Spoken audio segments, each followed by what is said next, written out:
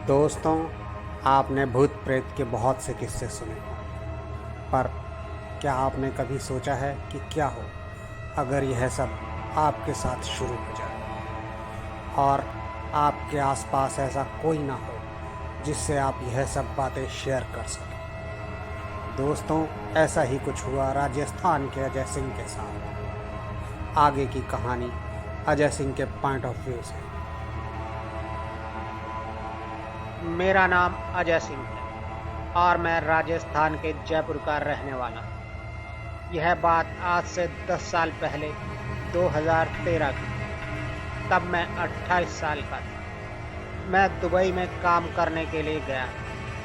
मैं एक 5 star hotel में काम किया करता था और वह होटल दुबई से 70 किलोमीटर दूर डेजर्ट में था। जिन लोगों के लिए मैं काम करता था उन्होंने मुझे रहने के लिए उस होटल से 15 मिनट के वॉकिंग डिस्टेंस पर एक विला में एक कमरा दिला दिया। वो सारा डेजर्ट इलाका था। उस कमरे में मैं 6 महीने अकेला रहा, रूम नंबर 4 में। शुरू के कुछ दिन तो सब कुछ ठीक रहा, लेकिन मुझे उस जगह पर शुरू से ही डर लगता था। शहर से इतना दूर, बीच रेगिस्तान में, जहां आसपास और कोई भी नहीं था। लेकिन मुझे अपनी जॉब तो करनी ही, इसलिए मैंने इन सब के बारे में ज़्यादा नहीं सोचा। लेकिन फिर कुछ दिन बाद रात में सोते हुए मुझे लगा कि किसी ने मेरी विंडो पर नॉक किया। रात के 2 बजे मुझे लगा शायद मेरा पार्टनर आया होगा। मैंने दरवाज़ा खोला तो कोई नहीं था।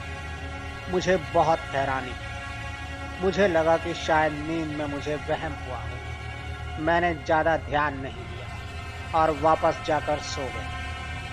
अगले दिन मैंने एक दोस्त को इसके बारे में बताया तो उसने खुद ही मुझसे पूछ लिया, रूम नंबर 4 में रहते हो क्या?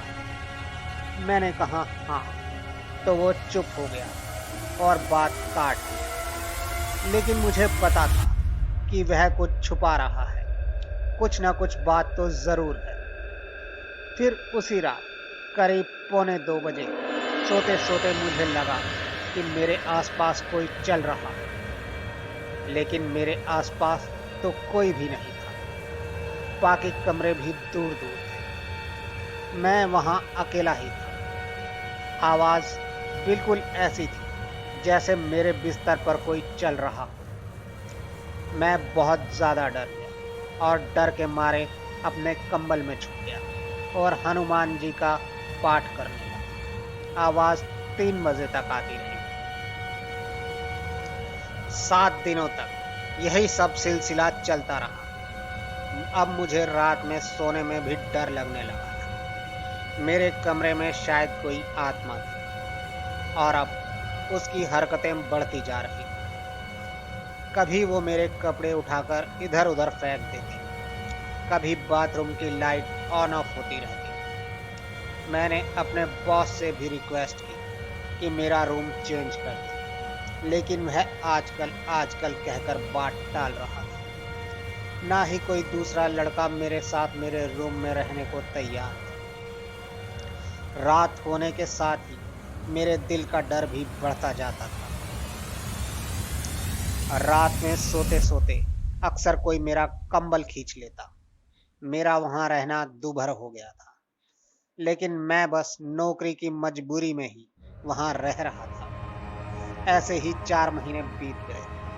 मैं रात में हनुमान जी के सहारे ही रह रहा था। किसी ने मेरी कोई भी मदद नहीं की।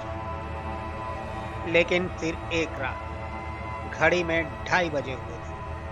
रात में मैं एक आहट से मेरी आंख खुली तो देखा सामने टेबल पर एक सर रखा हुआ है। वह किसी औरत का सर था और वह सीधा मेरी तरफ देख रही थी। मैं बिल्कुल साफ साफ उसको देख रहा था। वो देखकर मैं हद से ज्यादा डर गया। बहुत ही ज्यादा डरावना मंजर था वो।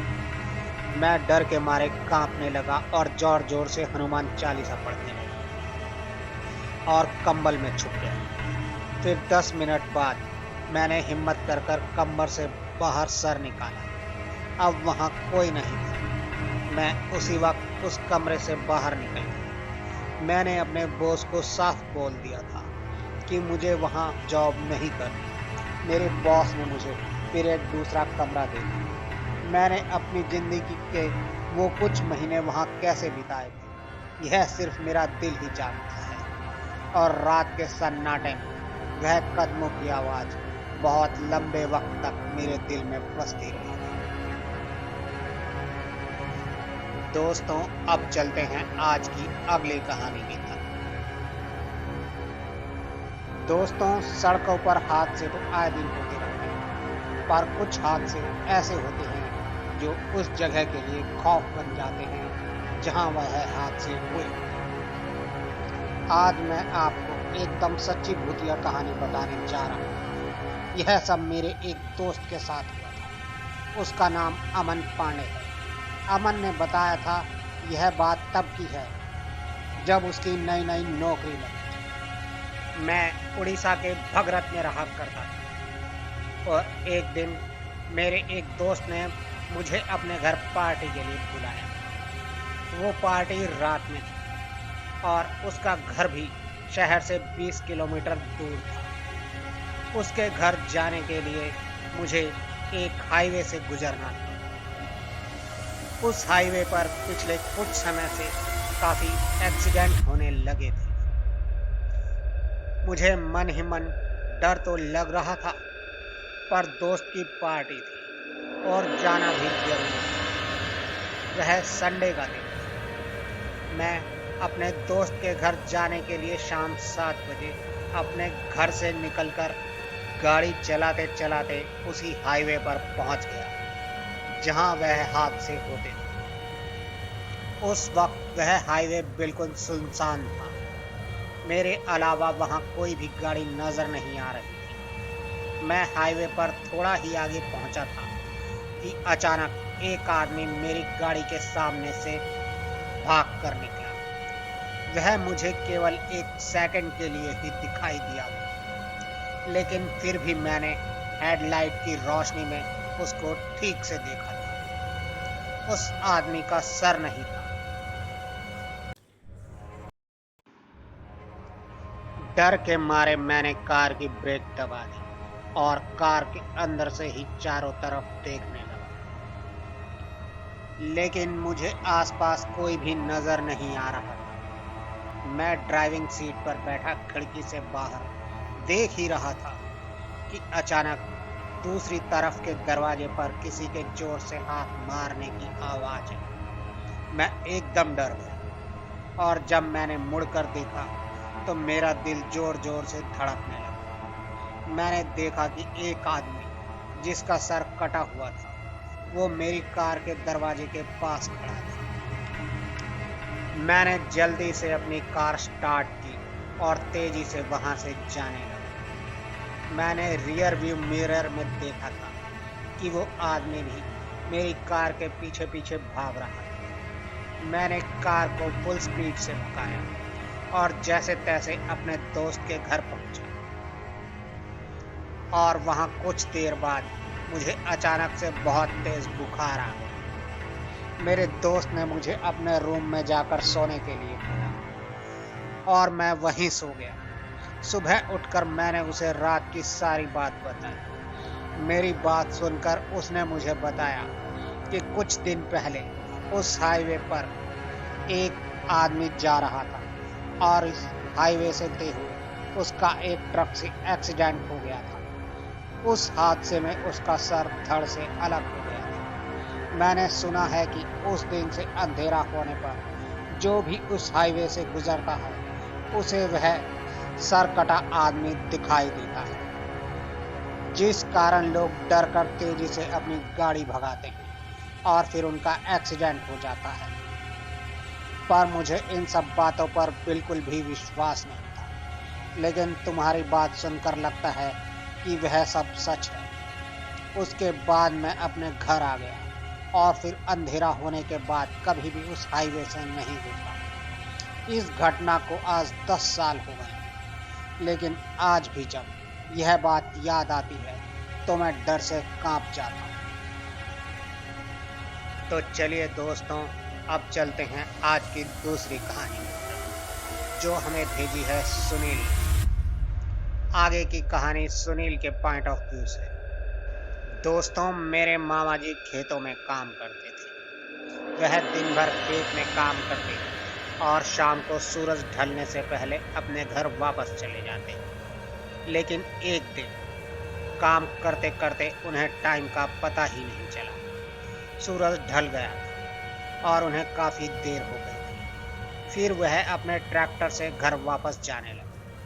तभी कुछ दूर उन्हें रास्ते में एक औरत दिखाई दी, जिसने मैले से कपड़े पहन रखे थे। वो औरत उन्हें रुककर आगे छोड़ देने के लिए कहने लगी। अंधेरे की वजह से उसका चेहरा तो साफ नहीं दिख रहा था, पर उसके बाल बिखरे हुए थे और उसका चेहरा उसके बालों से ढका हुआ था। लेकिन मामा जी ने उस पर ज्यादा ध्यान नहीं दिया और उसे ट्रैक्टर पर साथ वाली सीट पर बिठा लिया। लेकिन कुछ दूर जाते ही वह औरत अजीब अजीब हरकतें करने लगी। कभी हंसने लगती और कभी गुर्राने लगती। लेकिन मामा जी उसकी इन सब हरकतों पर ध्यान न देकर ट्रैक्टर चलाते रहे। लेकिन जैसे जैसे ट्रैक्टर आगे बढ़ रहा था, उस औरत की हरकतें बढ़ती जा रही थी और फिर उसने जोर जोर से हंसना शुरू कर दिया। वो ऐसे हंस रही थी जैसे उसने किसी को अपने जाल में फंसा लिया हो। अब मामा जी को भी थोड़ा थोड़ा डर लगने लगा था। तो उन्होंने उसका चेहरा देखने के लिए अपनी टॉर्च निकाली। तो टॉर्च उनके हाथ से छूटकर उस औरत के पैरों के पास गिर गई। और फिर मामा जी जैसे ही उस टॉर्च को उठाने के लिए झुके तो उन्होंने देखा कि उस औरत के दोनों पैर उल्टे हैं।